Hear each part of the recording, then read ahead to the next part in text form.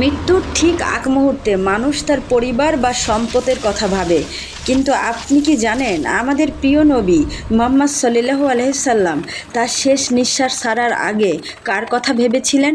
তিনি কোনো সম্পদ বা পরিবারের কথা বলেননি, তিনি শুধু আপনার আর আমার কথা ভেবেছিলেন।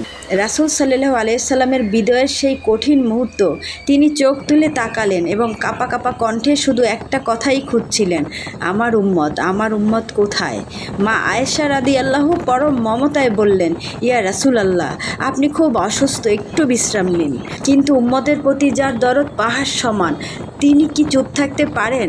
রাসূল সাল্লাল্লাহু আলাইহি সাল্লাম বেকুল হয়ে আবার জিজ্ঞেস করলেন, তারা কেমন আছেন আয়েশা? তারা কি আমার সুন্নাহ মনে রাখবে? তারা কি আমায় ভালোবাসবে? মা আয়েশা রাদিয়াল্লাহু তখন বললেন, ইয়া রাসূলাল্লাহ, আপনার উম্মত আপনাকে জানের চেয়েও বেশি ভালোবাসবে।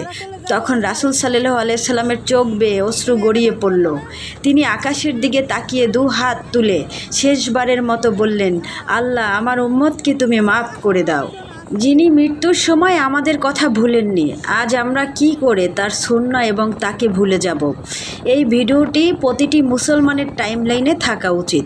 রাসূল সাল্লাল্লাহু সাল্লামের প্রতি আপনার ভালোবাসার প্রমাণস্বরূপ কমেন্টে অন্তত একবার সাল্লাল্লাহু আলাইহি ওয়াসাল্লাম লিখুন এবং ভিডিওটি শেয়ার করে উম্মতদের কাছে পৌঁছে দিন। প্রতিদিন এমন ইমানি ভিডিও পেতে আমাদের সাথেই থাকুন। জাযাকাল্লাহু খায়রান।